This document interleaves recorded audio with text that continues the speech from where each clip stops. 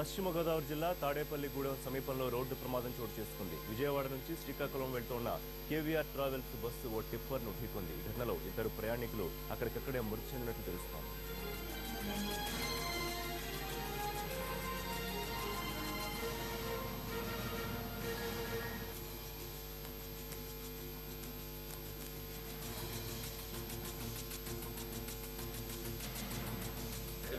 పైడిబేవాళ్ళు శ్రీకాకుళం జిల్లా పైడిబేవాళ్ళు తీద్దాం అంతే. పైడిబేవాళ్ళు తీద్దాం పెళ్లి కార్డులు మాత్రమే బయలుదేరేవాడు. ఇక్కడ జరిగింది ఎదుట్లో. మాది విజయవాడ ఉంటాను కాళేశ్వరం మార్కెట్ రాజీగేట్ మార్కెట్లో ముఠా పని చేస్తాను.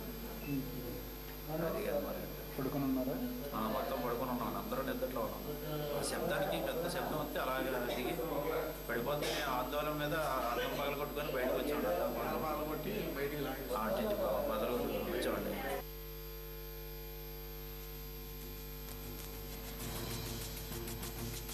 ఇదే విషయానికి సంబంధించి మరింత సమాచారం మా కరెస్పాండెంట్ మల్లికార్జున్ అడిగి తెలుసుకుందాం. మల్లికార్జున్, ఈ ప్రమాద ఘటనకు సంబంధించి పూర్తి డీటెయిల్స్ ఏమైనా తెలిసాయా? రిషి రాత్రి 11 గంటలకు బయలుదేరాల్సినటువంటి 8-9 గంటలకు బయలుదేరాల్సినటువంటి శ్రీకాకుళం బస్సు విజయవాడలో చాలా ఆలస్యంగా ప్రారంభమైందని చెప్పి ప్రయాణికులు చెప్తున్నారు. అయితే ఆ బస్సుని త్వరగా తీసుకువెళ్ళాలి, గమ్యస్థానానికి త్వరగా తీసుకెళ్లాలనే కంగారులో డ్రైవర్ చాలా అతి వేగంతో బస్సును నడపడం జరిగింది. విజయవాడ నుంచి బయలుదేరినటువంటి గంటన్నర తర్వాతే తాడేపల్లిగూడెం సమీపంలోకి వచ్చేసరికి వై జంక్షన్ వద్ద ఈ బస్సు అటుగా వస్తున్నటువంటి హైవేకి కనెక్టివిటీగా ఉన్నటువంటి రోడ్లోంచి వస్తున్నటువంటి సిమెంట్ లోడ్ తో ఉన్నటువంటి లారీని కొట్టింది. దీంతో బస్సు అక్కడే ఉన్నటువంటి పంటబూరులోకి దూసుకెళ్లిపోవడం, అతనికి అక్కడే డ్రైవర్ తో పాటు అతని పక్కన ఉన్నటువంటి ట్రైనర్లు కూడా శిఖలాల కింద ఇరుక్కుని చనిపోవడం జరిగింది. అయితే ఈ సమయంలో ఇది తెల్లవారుజామున జరిగినటువంటి సంఘటనతో ఆ బస్సులో ఉన్నటువంటి 40 మంది ప్రయాణికులు కూడా ఉక్కిరిబిక్కిరయ్యారు. వాళ్ళందరూ కూడా ఒకరి మీద ఒకరు పడిపోవడం, అలాగే మరి కొంతమంది ఎదురుగా ఉన్న సీట్లకి గుద్దుకోవడంతో వాళ్ళకి అందులో 4గురికి తీవ్ర గాయాలని వెంటనే స్పందించినటువంటి హైవేపై వచ్చేటటువంటి కారులో ఉన్నటువంటి కొంతమంది వ్యక్తులు, అలాగే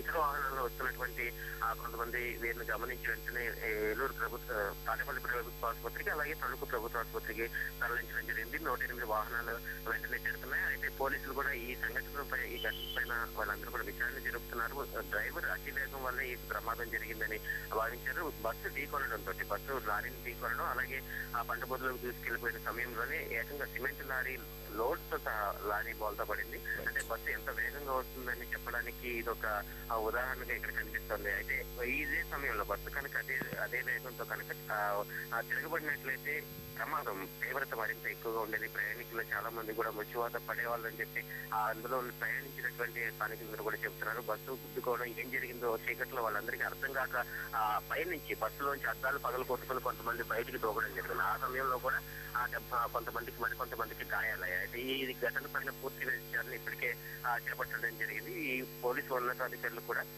కేవీఆర్ ట్రావెల్స్ సంబంధించినటువంటి వాళ్ళ యాజమాన్యాన్ని కూడా ఇప్పుడు తాడేపల్లి కూడా పోలీస్ స్టేషన్ రప్పిస్తున్నారు. అసలు డ్రైవర్ వివరాలు అసలు చేయించున్నాడా లేకపోతే అనే తెలుసుకోవాల్సి ఉంది.